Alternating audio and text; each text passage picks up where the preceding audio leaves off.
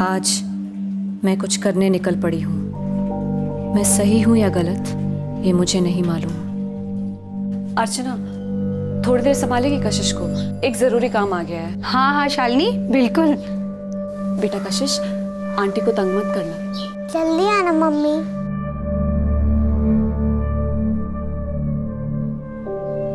मैं वापस आऊंगी या नहीं ये भी मुझे नहीं पता।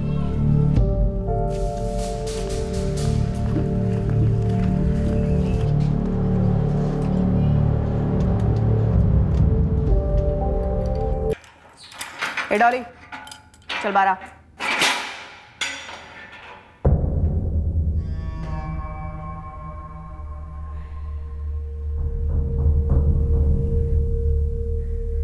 आज जो करने जा रही हूं ये मुझे सालों पहले करना चाहिए था।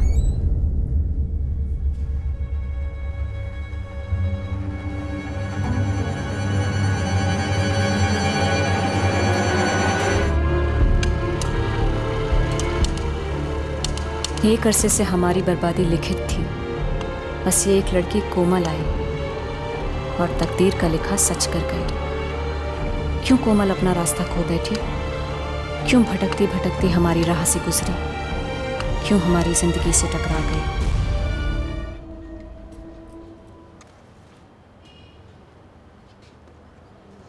आज फिर लेट है तुम्हारा पति Shalini. The number you have called is currently switched off. Phone भी स्विच ऑफ आ रहा है। लगता है राजन आज भी नहीं आने वाला। तो अब मैसेज कर देती हूँ, कल का टाइम दे देती हूँ। लेकिन अगर कल भी राजन नहीं आया ना शालिनी, तो मेंटेनेंस और एलिमनी के क्लेम पेपर्स बना देते हैं, फाइल कर देते हैं कोर्ट में।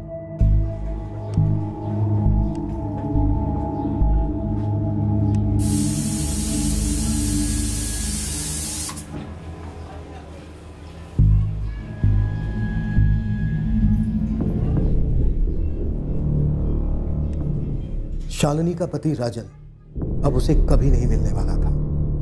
दरअसल राजन के घर में 2 लाशें पड़ी थी। कुछ ही देर में हमें भी इन दोनों मर्डर्स के बारे में खबर मिलने वाली थी। सर, नरेंद्र जी और राजन कभी घर को ताला लगा कर नहीं जाते और किसी ने उनको घर से बाहर जाते हुए देखा भी नहीं। पर से बदबू, सर ये कोई चूहा मरने की बदबू नहीं है सर, जरूर कोई गड़बड़ है।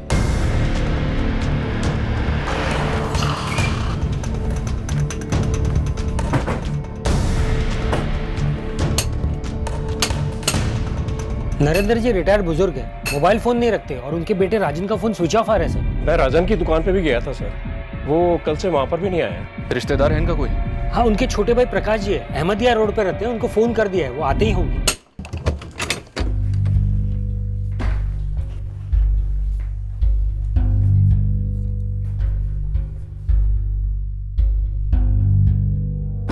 सर यहाँ कुछ तो हुआ है।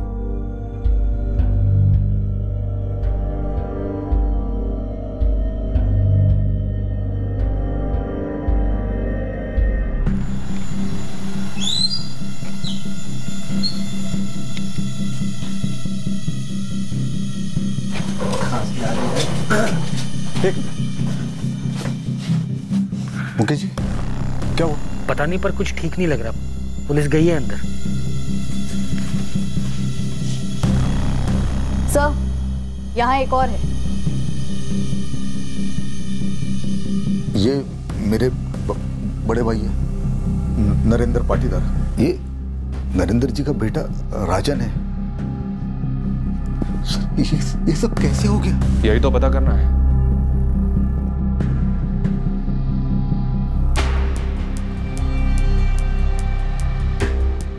घर में कैश था जिसे छुआ तक नहीं गया, पर क्राइम सीन को लूट का रंग जरूर दिया गया। विक्टिम्स के घर के बाहर खड़ी दोनों मोटर बाइक्स ने भी हमारे शक का एंटीना आ गया कि कौन घर में दाखिल हुआ होगा और ये डबल मर्डर किया हो। ये दोनों बाइक्स बाप बेटे की हैं? सर, ये वाली राजन भैया की है और ये पता नहीं। मोहल्ले में ऐसा कोई है जो अपनी बाइक यहाँ पार्क करता है? सर मुझे तो नहीं लगता, पर पता करता हूँ। जल्दी पता कर। सर, शराब की बोतल तकरीबन खाली है, पर कोई ग्लासेस नहीं मिले हैं। खाने की कोई प्लेट्स वगैरह नहीं मिले? नहीं सर, शायद एक से ज्यादा हत्यारे थे, जाने से पहले सब कुछ साफ करके चले गए। या फिर सर सिर्फ यही दोनों मर्द रहते थे इस घर में। हो सकता है खाना ही ना बनाओ, बाप बेटे का घर से बाहर जाकर खाने का प्लान हो, या फिर कुछ और।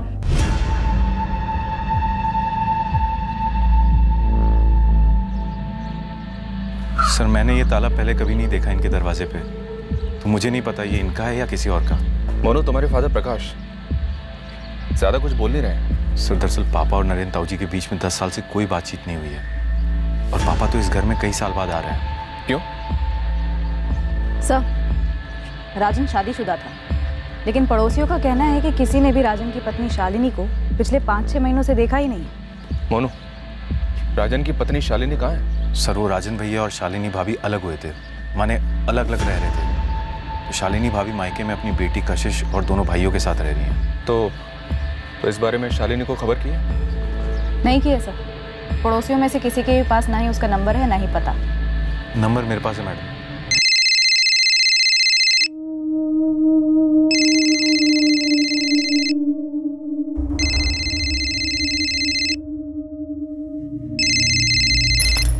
हेलो, शालिनी पाटीदार जी बोल रही हूँ। मैं assistant sub inspector Devika Sahu बोल रही हूँ, तुम्हारे पति राजन के घर से। बात क्या है जी? तुम्हारे पति राजन और ससुर नरेंद्र दोनों की हत्या हुई है। शालिनी, कैसे? कब हुआ ये?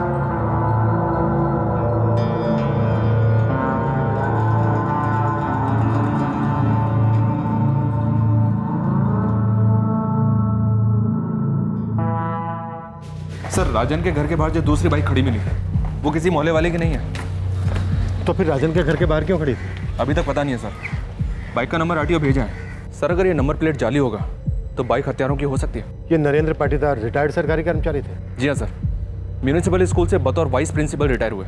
और बेटा राजन? राजन की कोई फिक्स नौकरी नहीं थी सर। ये लोगों को पैसे उधार दिया करता था, साहूकारी करता था। उधार देने के लिए पैसे आते कहाँ से थे इसके पास? अभी तक क्लियर नहीं है सर। वैसे मोहल्ले वालों का कहना है कि बाप नरेंद्र के पीएफ के पैसों से इसने एक दुकान खरीद रखी थी। ये वहीं से साहूकारी करता था। और राजन की पत्नी शालिनी? शिनाख्त के लिए गई सर। राजन पाटीदार ब्याज पर पैसे देता था, तो कहीं लेन देन की गड़बड़ी में तो इसका मर्डर नहीं हुआ है, या फिर कोई पर्सनल एंगल है? सर राजन की बॉडी पर 11 स्टेप्स हैं, एक से एक गहरे। मामला लगता तो पर्सनली। अगर कोई पर्सनल मामला होता तो हमें कैसे पता होगा सर? सर इन दोनों का ज़्यादा किसी से मेल मिलाप नहीं था, और नरेंद्र जी के रिटायर होने के बाद में वो पूरा दिन घर पे ही होते थे, और सुबह शाम यहाँ कुर्सी पर बैठकर वो धूप सेका करते थे। बड़े सीधे साधे थे नरेंद्र जी, न कभी किसी से झगड़ा न ही कोई बोलचाल। ये राजन की पत्नी शालिनी राजन से अलग कब हुई और क्यों? कुछ महीने पहले शालिनी यहाँ से चली गई थी, लेकिन क्यों गई थी ये पता नहीं है सर। नरेंद्र जी की अपने छोटे भाई प्रकाश पाटीदार से बनती नहीं थी, आना जाना भी नहीं था एक दूसरे के घर पे, पर किसी का तो आना जाना होगा ही। अच्छा, नरेंद्र जी के घर पे कोई काम वाली भी नहीं आती थी क्या? सर एक है, कभी कभार देखा है उसको यहाँ आते जाते हुए। उसका नाम बाबूराम है।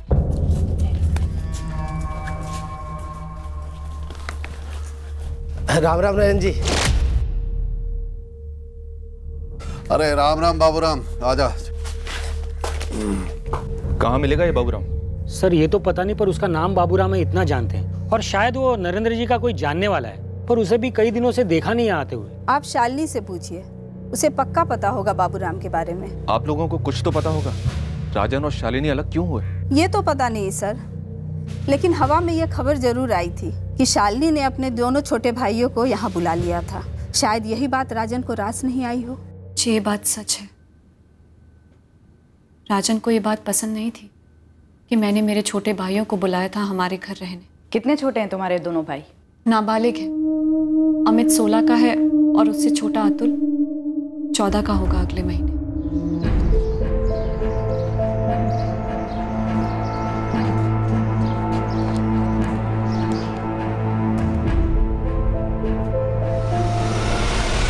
बहुत भयंकर तरीके से हत्या हुई तुम्हारे पति और ससुर की। कुछ अंदाजा है क्यों हुआ ऐसा? किसी पर शक है? क्या बताऊं सर, मैं तो वहां थी भी नहीं। दरअसल मैं तो कल राजन का इंतजार कर रही थी डोमेस्टिक डिस्प्यूट सेल पर। वो आए नहीं, फिर मैं घर भी गई और बाहर ताला लगा था। तुम्हारे और राजन के बीच में मसला क्या था? सिर्फ इतना ही कि राजन अपने घर में तुम्हारे दोनों छोटे भाइयों को रहने नहीं देना चाहता था। जी, मेरे छोटे भाई नाबालिग हैं अभी, उन्हें मेरी जरूरत है, लेकिन ये बात राजन कभी समझते ही नहीं थे।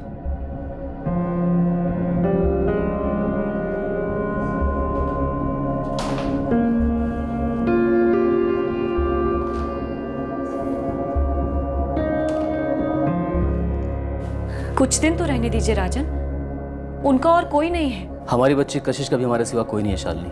क्या मैंने कशिश की परवरिश में कोई लापरवाही की?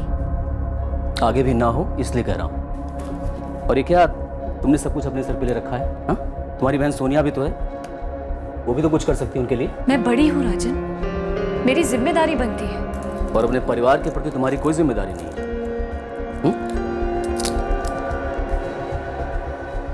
देखो शालिनी, बहुत हो गया। अमित और अतुल से कहो कि आज ही जाए यहाँ से। मैं उन दोनों को बर्दाश्त नहीं कर सकता अब, और इसे मेरा ऑर्डर समझो, और आज के बाद इस पर कोई बहस नहीं होगी। तुम्हारी बहन सोनिया, वो कहाँ रहती है? यहीं भोपाल में, पर वो बेचारी तो अपनी तकलीफों से जूझ रही है। पिछले ही महीने उसके पति धीरज का एक्सीडेंट हुआ था। सोनिया घर पर ही उसकी देखभाल करती है। ऐसे में अमित और अतुल को कैसे भेजती मैं उसके पास?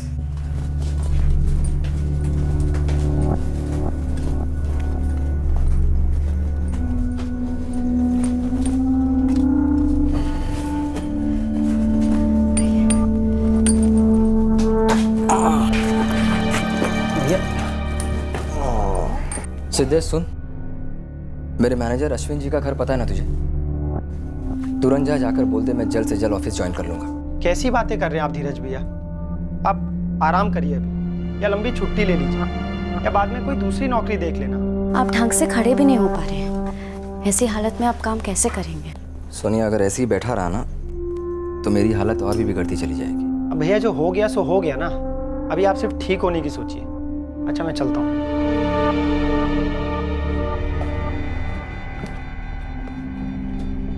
मेरे सामने राजन ने कोई रास्ता ही नहीं छोड़ा था, इसीलिए मैं मजबूरन कशिश को लेकर अपने मायके चली गई, अमित और अतुल के साथ।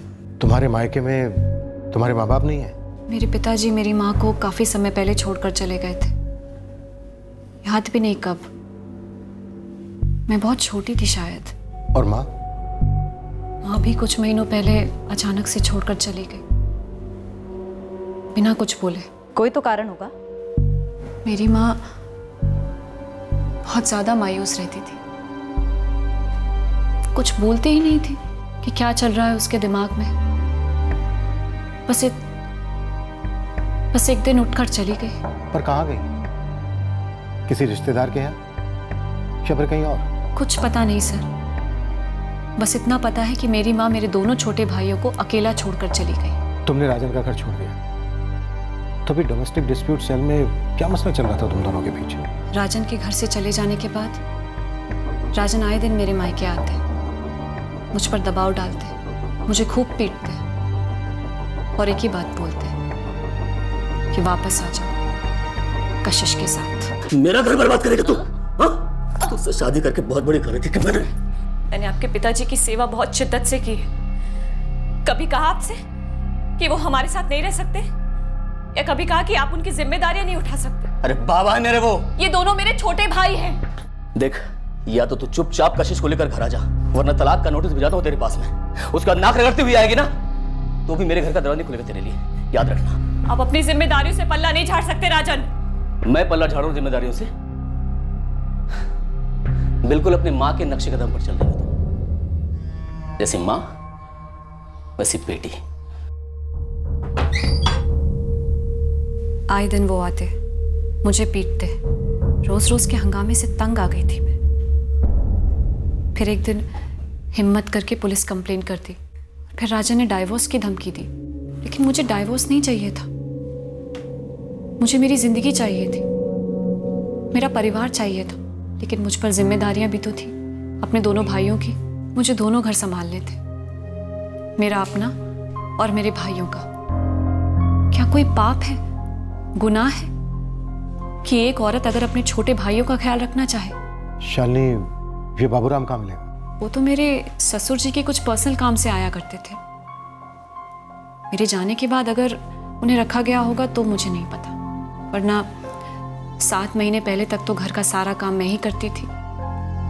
हर काम खुशी खुशी करती थी, किसी को शिकायत का मौका नहीं देती थी। मेरी बेटी, मेरे पति, ससुर जी, सबका ख्याल रखती थी।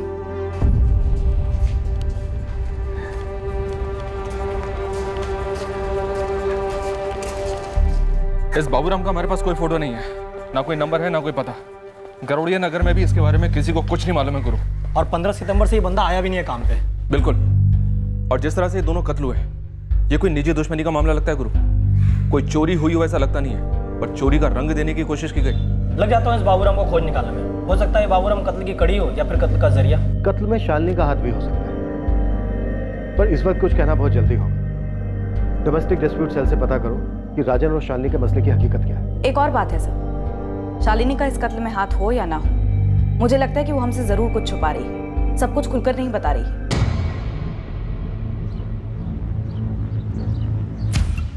लोग झूठ बोल सकते हैं, सच को छिपा सकते हैं, पर सच के पदचिन्ह सामने दिख ही जाते हैं और झूठ के दरवाजे तक ले ही जाते हैं। सर, हमने राजन पाटीदार के फोन का पासवर्ड क्रैक कर लिया। 15 सितंबर की रात 2:15 बजे यानी 16 सितंबर की अर्ली मॉर्निंग उसका फोन एक्टिव था। बात हुई थी किसी से। कॉल राजन ने किया था या किसी ने उसे किया था? उसे कॉल आया था किसी मोनू नाम के बंदे का। मोनू?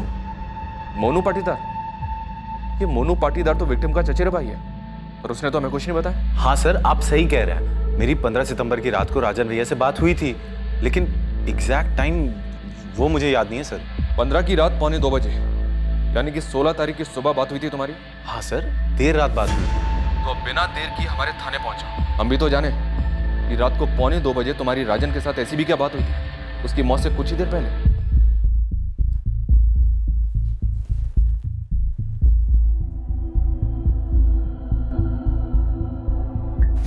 17 सितंबर की डेट दी थी मैंने राजन पाटीदार को कि आए यहाँ और अपना जो भी फैसला है हमें बता दें, डिवोर्स लेना है या सुलह करनी है। और इस आखिरी फैसले के पहले ही राजन का मर्डर हो गया, और उसके पिता नरेंद्र का भी। ऐसा है ना देविका, मैं पक्का तो नहीं बोल सकती कि इस डबल मर्डर में शालिनी का हाथ है या नहीं, लेकिन हाँ 17 सितंबर को शालिनी यहीं बैठी थी राजन का इंतजार करते हुए। अब वो ड्रामा कर रही थी या सच में इंतजार कर रही थी, ये बताना मेरे लिए बहुत मुश्किल है। आखिर मैं एक काउंसलर हूँ, जासूस नहीं। वंदना, आपको क्या लगता है, क्या राजन शालिनी से सच में डिवोर्स लेना चाह रहा था या सुलह करना चाह रहा था? सच बोलूँ ना तो मुझे ये राजन का कैरेक्टर बिल्कुल समझ में नहीं आया, और ना ही ये समझ में आया कि शालिनी के माइंड में क्या चल रहा है। क्यों? ये केस हमारे पास बतौर कंप्लेंट आया था शालिनी की तरफ से कि राजन उसे मारता है, और जब मैं इन दोनों को साथ में बिठाकर यहाँ सुलह करवाने की कोशिश कर रही थी तब राजन ने कह दिया कि उसे डिवोर्स चाहिए। ठीक है, बहुत हो गया, इस बात को यहीं खत्म करते हैं। मैं तलाक के लिए राजी हूं। अगर दोनों का यही फैसला है तो बिना लड़ाई झगड़े के कर देते हैं डिवोर्स। क्यों शालिनी? मैंने अभी तक डाइवोर्स का नाम तक नहीं लिया। मुझे नहीं चाहिए डाइवोर्स। तो और क्या चाहिए तुझे? हाँ, दोनों की सवारी करेगी, एक तरफ अपने मायके की चाकरी करेगी और दूसरी तरफ मैं अकेला सड़ता रहूंगा, ना शादी का सुख ना औलाद का सुख। मैं घर लौटने को तैयार हूं। पहले राजन ने एकाएक डिवोर्स की बात करके चौंका दिया, और फिर शालिनी जो हमारे पास घरेलू हिंसा की फरियाद लेकर आई थी एकदम से उसके साथ घर लौटने को तैयार हो गई क्योंकि राजन ने डिवोर्स की बात कही। शायद यही वजह रही होगी। बात यहीं पर खत्म नहीं होती। जब राजन से मैंने कहा कि डिवोर्स के बाद कितने खर्चे होंगे एलिमनी और मेंटेनेंस को लेकर, तो फिर से पलट गया। कहा कि मुझे मंजूर है शालिनी मेरे साथ घर लौटे। 17 सितंबर को फुल एंड फाइनल करना था कि डिवोर्स चाहिए या साथ में रहना है, लेकिन उसके पहले ही मर्डर हो गया। अब बात हो ही रही है तो एक बात और बता दूं, मुझे हमेशा ही डाउट रहा है कि शालिनी की अपने पति के घर छोड़ने की वजह कुछ और ही है। मतलब अपने भाइयों की देखभाल करने के अलावा कोई दूसरी वजह? हाँ, मेरे पास इस बात का कोई पक्का सबूत तो नहीं है, लेकिन मुझे लगता है इस पति पत्नी के बीच कोई और है। शालिनी का या राजन का? राजन।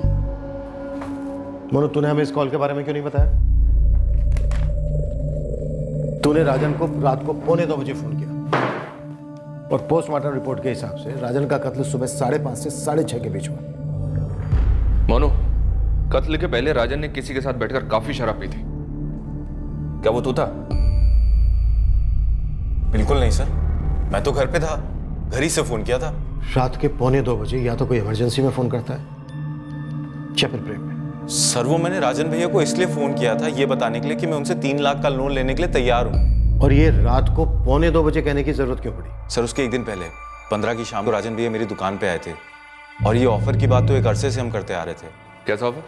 यही सर कि राजन भैया मेरे लिए पैसों का इंतजाम करने वाले थे लोन के लिए। और राजन ये इंतजाम कैसे करने वाला था? घर बेच के।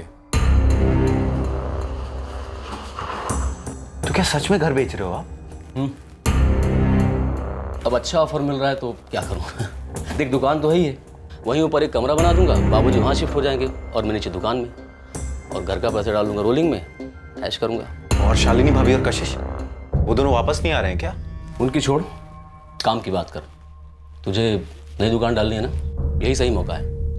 मैं तुझे बैंक से भी कम ब्याज पे लोन दूंगा, तेरा भी काम आसान हो जाएगा, मेरा ही फायदा। मैं सोच के बताता हूँ भैया। सोच, लेकिन ज्यादा मत।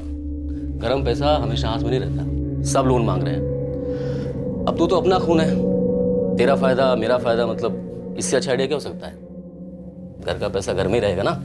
मैं ही हिचकिचा रहा था क्योंकि मैंने सुन रखा था राजन भैया के तरीकों के बारे में। कैसे तरीके? सर राजन भैया कोई लोन की किस्त देने में एक दिन भी लेट करता ना तो उसको बहुत जलील करते, खूब खरी खोटी सुनाते, तू तड़ाक में बात करते, गिरवी में कोई ना कोई सामान उठवा लेते। मुझे ये सब में नहीं पड़ना था, लेकिन कम ब्याज का लालच था तो बस मैं रात में सोचने बैठा और फोन लगा दिया उन्हें। सर यकीन कीजिए मेरा, मैं झूठ नहीं बोल रहा हूँ। राजन घर कैसे बेच रहा था? और शालिनी को ये बात पता थी कि राजन घर बेच रहा है? इन दोनों के बीच सुलह होने वाली थी, डिवोर्स। ये सब मुझे कैसे पता होता सर? तभी सामने से खुद मैंने पूछा राजन भैया से, शालिनी भाभी और कशिश उनका क्या होगा घर बेचने के बाद? मजा नहीं आ रहा है मोनू तेरे झूठ में। चल अब सच बोल दे, तेरे नरेंद्र ताऊ और राजन भैया को किसने मारा? सर मुझे कैसे पता होगा सर? आप मेरे मम्मी पापा से पूछे। आप वो जो फोन लोकेशन निकालते हैं ना सर, फोन लोकेशन निकालिए, आपको मेरे घर की लोकेशन मिलेगी। तुझे पता है हम फोन की लोकेशन भी निकालते हैं। सर टीवी पे हर क्राइम शो में तो वही दिखाते हैं ना। और ये भी दिखाते हैं कि शातिर से शातिर क्रिमिनल आखिर में पकड़ा ही जाता है। सर मैं कोई क्रिमिनल विमिनल नहीं हूँ सर, मैं उस रात घर पे था, पूरी रात घर पे था सर। झोल है। जी सर। सर क्या वाकई में ऐसा हो सकता है कि राजन घर बेचने वाला हो, शालिनी को इसकी भनक तक ना हो? मुझे लगता है यहाँ कुछ लोग बहुत कुछ बोल नहीं रहे। अगर राजन का इरादा सच में घर बेचने का था सर, तो इस बारे में उसने किसी से तो बात की होगी, कोई तो घर खरीदने वाला भी होगा। और घर बेचने से शायद किसी को आपत्ति भी हो सकती है, शालिनी या फिर राजन के फादर नरेंद्र। क्या उनके जिंदगी भर की कमाई थी ये घर? सर मोनू के फादर प्रकाश और राजन के फादर नरेंद्र दोनों सगे भाई थे, पर दोनों में रंजिश थी। 10 साल से दोनों बात नहीं कर रहे थे। घर नरेंद्र ने खुद बनाया था या फिर पुश्तैनी था? और अगर पुश्तैनी था तो फिर ये घर ही मसला रहा होगा दोनों भाइयों के बीच। सर कमाल करते हो आप सर, मैं साफ साफ बोल चुका हूं जो बोलना था। मैंने कुछ नहीं किया सर, मुझे जाने दीजिए ना।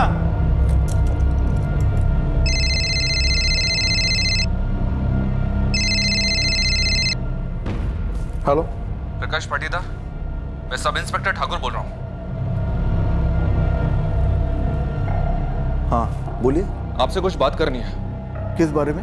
आपके बड़े भाई नरेंद्र और भतीजे राजन के कत्ल के बारे में, और अगर इसके अलावा और भी कोई बात है तो वो भी करेंगे। सर मैं ये पहली बार सुन रही हूँ, मुझे तो यकीन नहीं हो रहा है कि राजन अपना घर बेचना चाहते थे, वो भी मुझे बिना बताए। शालिनी हमारे साथ लुका छुपी कौन खेल रहा है, मोनू या तुम? मैं राजन के बारे में क्यों कुछ छुपाऊंगी सर? मेरे बच्ची के पिता थे वो, उनसे सुलह करके घर लौटना चाह रही थी मैं। तुम वाकई में घर वापस लौटना चाह रहे थे? सर आप मुझ पर शक कर रहे हैं? मुझ पर? सर आरटीओ पेपर्स, राजन की बाइक के पास में जो बाइक पार्क थी वो किसी जितेंद्र चौबे के नाम पर रजिस्टर्ड है। ये जितेंद्र राजन के ही मोहल्ले का है? नहीं सर, उसके मोहल्ले से काफी दूर का एड्रेस है, ट्रैक कर लिया है उसे, जितेंद्र का नंबर भी निकाल लिया है, फोन ऑन है उसका, लेकिन उसे फोन नहीं किया है अभी तक। तुरंत उठा लो। मालिक वो आपका बाबूराम जो था पाटीदारों के घर काम करने वाला। राम राम राजन जी। वो हवा हो गया भोपाल से, गायब। गायब कब हुआ? ये तो ठीक से किसी को पता नहीं है। उसका मोबाइल नंबर मिला है पर बंद है, और बंदा बोरिया बिस्तर के साथ गायब हुआ है। गुरु, इस बाबूराम का हमारे हाथ लगना बेहद जरूरी है। ये इस केस की अहम कड़ी हो सकता है। वैसे एक कड़ी हमारी भी हाथ लगी है। वो जो लावारिस बाइक के बारे में बताया था ना, राजन के घर के बाहर खड़ी थी, उसका मालिक ट्रेस हो गया, उड़वा लिया उसे। सर बाइक छुड़वा नहीं पाया था, इसलिए आपको वहाँ पर मिली। छुड़वा नहीं पाया? गिरवे रखी थी राजन के पास बाइक? 50,000 लिए थे राजन भाई से, सिर्फ 15,000 लौटा पाया था, और 1 साल से ऊपर हो गया था।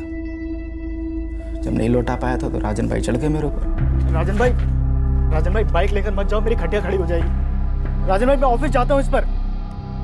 ऑफिस जाता ना तो महीने के आखिर में सैलरी मिलती होगी तुझे, घर भी चलता होगा उसी से, गाड़ी में पेट्रोल भी डालता है। इन साले किस्त तो बहुत दूर की बात है, सही ढंग से ब्याज भी नहीं लौटा पाया तू अभी तक। लौटा दूंगा।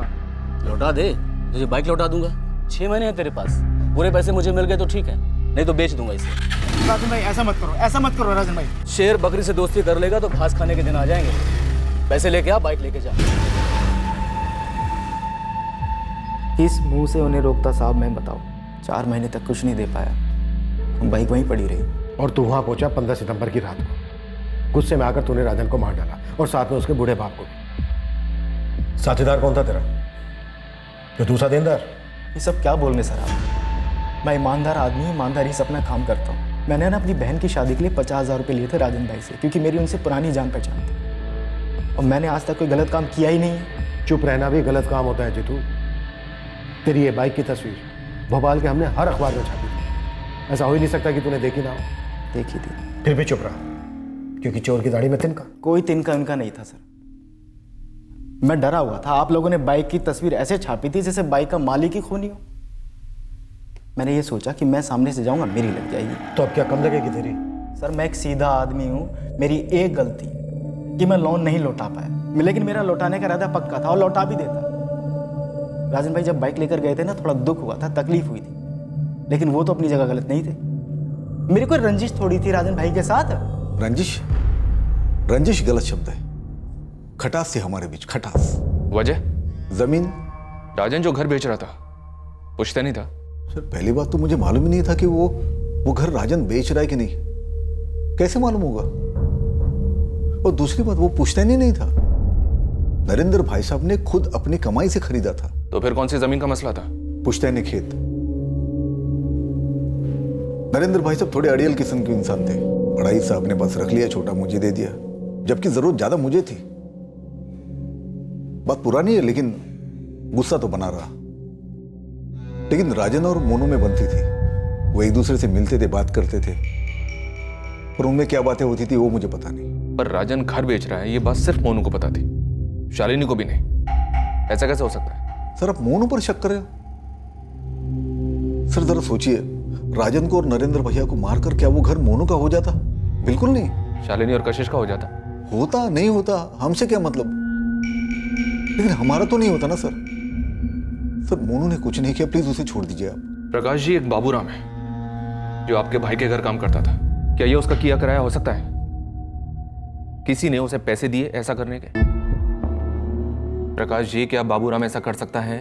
सर ये बाबूराम जो है वो नरेंद्र भैया जिस स्कूल में उपाध्यापक थे वहां पे चुटपुट काम किया करता था। और मैं कैसे बता सकता हूं कि उसी ने नरेंद्र भैया का खून किया नहीं किया? हो भी सकता है, नहीं भी हो सकता है, लेकिन मोनू ने नहीं किया। आप मोनू को छोड़ दीजिए प्लीज। अगर बाबूराम ने ये किया है तो किसके कहने पर किया होगा? किसके लिए किया होगा? उसकी किसी के साथ कोई पुरानी दुश्मनी, कोई भड़ास?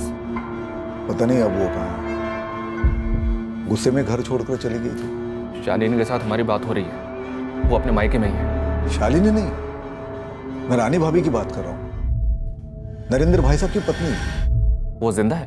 उनके साथ होती तो जीते जी मर जाती। नरेंद्र भाई साहब अच्छे पति नहीं थे।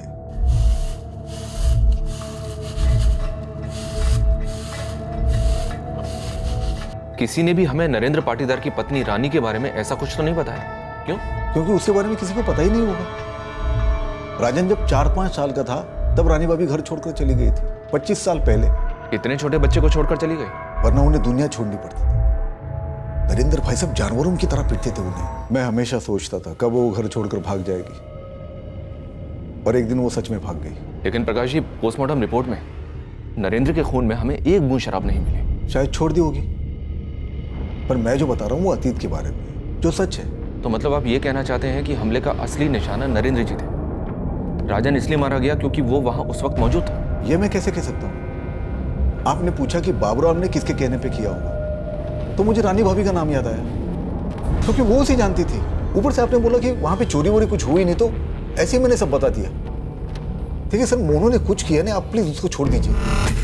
शालिनी कह रही है कि उसे हमेशा बोला गया कि राजन की माँ उसके बचपन में ही मर गई थी। पता नहीं और कौन कौन से एंगल्स उभरने वाले हैं इस केस में, और इनमें से इस डबल मर्डर केस से किसका ताल्लुक है।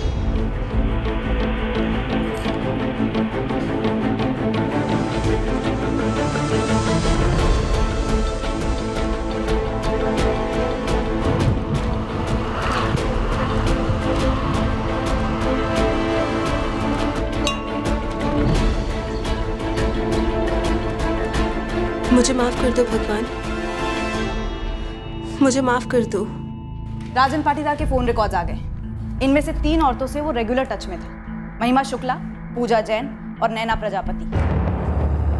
पिछले 8 महीने में लगभग रोज राजन की बातें इन तीनों से होती थी, कभी कभी तो कई कई घंटों तक, पर इनमें से किसी का भी नाम सामने नहीं आया है। यहाँ काफी कुछ ऐसा है जो हमसे छिपाया जा रहा है। इस घरेलू झगड़े को काउंसलर तक ले जाने के कारण भी मुझे गड़बड़ लग रही है। माजरा कुछ और है और पेश कुछ और किया जाता है। फिर तो इस डबल मर्डर की प्लानिंग काफी पहले से हुई होगी सर। कम से कम एक मर्डर की तो हुई होगी, दूसरा कत्ल हो गया होगा। अमित, अमित, कब समझेगा तू अमित? कब समझेगा? जहर है ये, जहर। तेरी देखा देखी अगर अतुल को भी ये लत लग गई तो ऐसे ही चाहता है तू? देख अमित, हमें हमारी जिंदगी बेहतर बनानी है। अब जैसी भी है इससे ऊपर उठना है। तुझे क्या लगता है जो तूने और अतुल ने झेला, भुगता, वो मैंने और सोनिया ने नहीं देखा? पर हमें अब वो सब भुलाना होगा, उन यादों के दलदल से बाहर निकलना होगा, लेकिन इस तरह से नहीं जैसे तू कर रहा है, सही तरीके से मेरे भाई। इस केस में हर कदम पर नए नए मोर्चे, नए नए एंगल्स खुल रहे थे तहकीकात के लिए, लेकिन कोई एक ठोस सुराग हाथ नहीं लग रहा था किसी भी एंगल में जो हमें सही दिशा में ले जाता। मालिक, आपके शक के दायरे में कौन नहीं है? मतलब संदिग्धों का पूरा गुच्छा है, चाबियों के गुच्छे की तरह।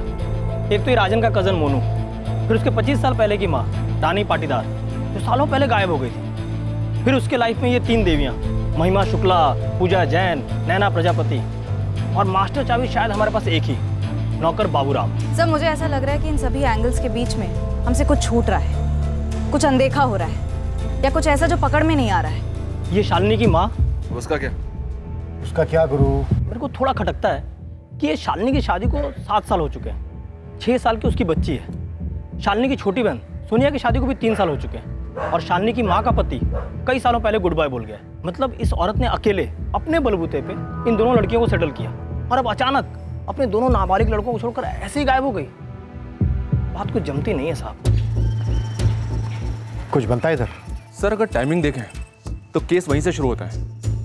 माँ गायब होती है, दोनों लड़के शालिनी के घर पहुंचते हैं, राजन और शालिनी में कश्मकश शुरू होती है, और फिर शालिनी अलग होती है अपने पति से, और फिर राजन की मारपीट शुरू होती है। डोमेस्टिक सेल में कंप्लेंट की जाती है, और जैसे ही मामला सुलझने वाला होता है डबल मर्डर हो जाता है। लग जा, खोज निकाल शालिनी की मां का। पता तो चले वो इस केस की चाबी है या फिर संदूक के अंदर का सबसे बड़ा राज। संदिग्धों की लिस्ट बढ़ती जा रही है, हमारे पास कई एंगल्स थे, लेकिन अब इस केस में एक नया पहलू सामने आने वाला था। कोमल महतो था उस लड़की का नाम, जो थी तो एक अतीत के केस में शामिल, पर अब हमारी तहकीकात में एक महत्वपूर्ण पड़ाव साबित होने वाला है। हमने नहीं सोचा था कि शालिनी की मां का इस केस से कोई ताल्लुक होगा, पर हम गलत थे। शालिनी और राजन भले हाल ही में अलग हुए थे, पर इस दूरी की जड़ जुर्म का वो बीज था जो शालिनी की मां ने बोया था। सही वक्त पे सही जगह उंगली रखिए साहब। हाथ में क्या है गुरु? यही कि ये शालिनी की माँ कोई गायब वायब नहीं है। मतलब शालिनी झूठ बोल रही है? कहाँ है शालिनी की माँ? आपके चौखट पे ही बैठी है साहब, मैडम अंदर है। रेवड़ी चौक थाने के लॉकअप में बंद है। अरे ओ आशा, अरे सुन रही है क्या? अरे हम कह दिए हैं तो क्या हुआ, जानवर तो नहीं है ना? अरे सूखी रोटियां तो ना खिलाया कर बहना। मैं पैसे दूं क्या खाना मंगवाने के लिए? तेरे हराम के पैसे तू रख अपने पास। तू जैसी गिरी औरत को सूखी रोटी तो क्या, भूसे की रोटी में नहीं देनी चाहिए। डॉली जायसवाल नाम है शालिनी की माँ का। फरवरी 2017 में पुलिस को टिप मिली थी डॉली के खिलाफ, धर दबोचा उसे। Charge 370 human trafficking. जी साहब, इस डॉली ने एक लड़की अगवा की थी और उसे धंधे पे चढ़ाया था। अपने घर से बिजनेस कर रही थी, सालों से इसका यही पेशा है साहब। लड़कियां खरीदती है, बेचती है और धंधे पे लगाती है। क्या पता कैसे हमारे रडार से शालिनी का बैकग्राउंड छूट गया। शालिनी ने हमारे रडार से बाखूबी छुपाया इसे। बट डॉली के बैकग्राउंड का राजन पाटीदार और नरेंद्र पाटीदार के कत्ल से कनेक्शन क्या बनता है गुरु? बन सकता है मालिक। कोई लीड है? मेरा एक हिस्ट्री शीटर दोस्त है फैजल। डॉली ने उसे लॉकअप में बुलाया था अभी पिछले महीने अगस्त में। सलाम डॉली जी।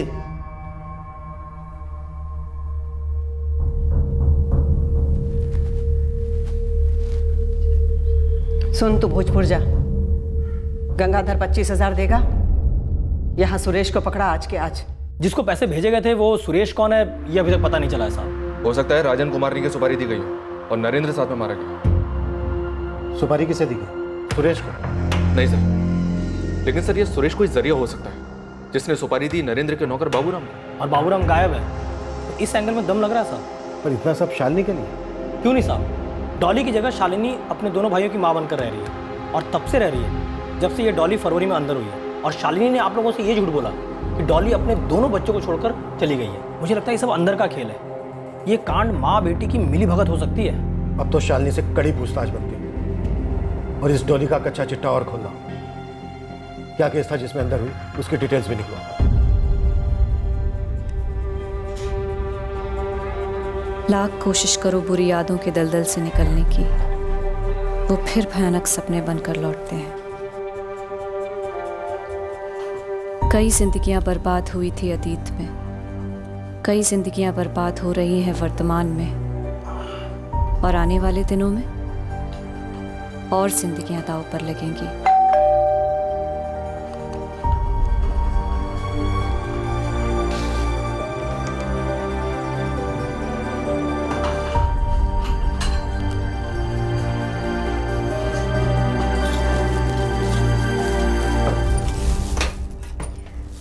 तुझे राजन जीजा जी को छोड़ना नहीं चाहिए था दीदी। मुझे पता नहीं था कि उन्हें जान की कीमत चुकानी पड़ेगी। तुझे लगता है कि माँ ने ये सब कराया है?